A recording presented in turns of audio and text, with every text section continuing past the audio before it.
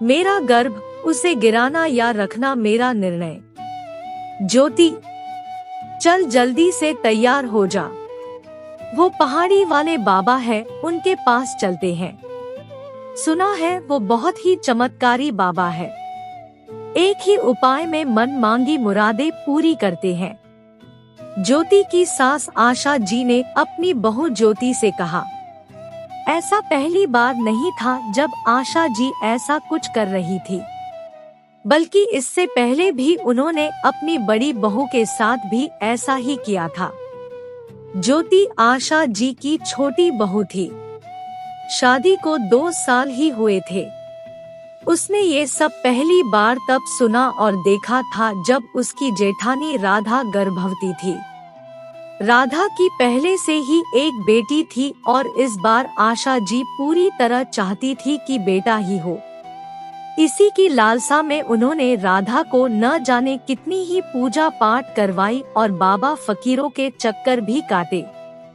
अंततः जब उन्हें पता चला कि दूसरी भी बेटी ही है, तो उसे गर्भ में ही खत्म कर दिया गया। ज्योति को ये सब देखकर अच्छा तो नहीं लगता था, पर नई बहू होने की वजह से कुछ कह भी नहीं सकती थी। पर उसने अपनी जेठानी राधा को समझने की कोशिश की। राधा स्वभाव से बहुत सीधी सादी थी।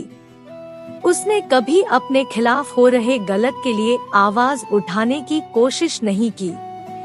जब ज्योति ने समझाया तो भी वो चुप हो। जो हो रहा है होने दो, इसी में घर वालों की खुशी और अपनी भलाई है, कह ज्योति को भी चुप करा दिया था। पर कहीं न कहीं ज्योति के अंदर इस बात ने घर कर ली थी। उसने उसी पल निश्चय किया कि चाहे जो हो वो अपने साथ ऐसा कुछ नहीं होने देगी।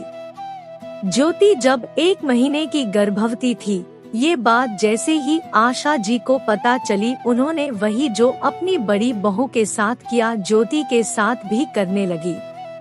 पूजा करना, छुपकर लिंग जांच कराना और भी न जाने क्या क्या। ज्योति ने दबी जबान में उन्हें कई बार मना करने की कोशिश की, पर उन्हें तो जैसे लत लग गई थी इन सब की। वो ज्योति की परवाह किए बिना ही अपनी मर्जी से जो हो सकता करती। आज भी यही उन्हें करना था। जैसे ही उन्हें पता चलेगा कि गर्भ में पल रहा बच्चा लड़की है, वो उसे गिराकर लड़का होने की कामना करेंगी। और यही मन की मुराद पूरी करने वो आज किसी बहुत बड़े पहुँचे हुए बाबा के पास जाने वाली थी। साथ ही ज्योति को भी ले जाना चाहती थी। क्या हुआ? जल्दी आओ ज्योति, हमें देर हो रही है, आवाज लगाते हुए आशा जी ने कहा। नहीं माँ जी, आज मैं नहीं जाऊंगी। मैं तो कहती हूँ आप भी इन सब में मत पड़ा करो, ज्योति ने समझाते हुए कहा। अच्छा, ये क्या कह रही हो? अभी कल ही आई हो और मुझे बताओगी क्या करना है क्या नहीं। राधा को देखो, शादी को 10 साल हो गए मगर मेरे किसी काम में बाधा नहीं बनी। जो कहती हूँ चुपचाप मानती है। आज भी मुझसे मजाल है ऊंची आवाज में या जवान चला जाए। वो नहीं बोलती, इसीलिए तो मुझे बोलना पड़ रहा है। अब बस कीजिए माँ जी, बहुत हो गया ये फकीरों और बाबाओं के चक्कर काटना। ये लिंग पता कर उसे मारना कानून अपराध है। अगर आज दीदी ने आवाज उठाई होती तो शायद जो वो आज दिन देख रही है, आए दिन बीमार रहना, ये सब नहीं होता। आपको पता था उनकी दूसरी संतान लड़की है, इसलिए आपने दूसरी बार, तीसरी बार और न जाने कितनी ही बार उनकी अनुमति के बिना अपने साथ उन्हें भी पाप का भागी बनाया, और वो भी किस लिए? सिर्फ लड़के की चाह में। वो तो मिनी राधा की बेटी के समय वो अपने पीहर में थी, इसलिए वो बच गई और इस दुनिया में आ गई।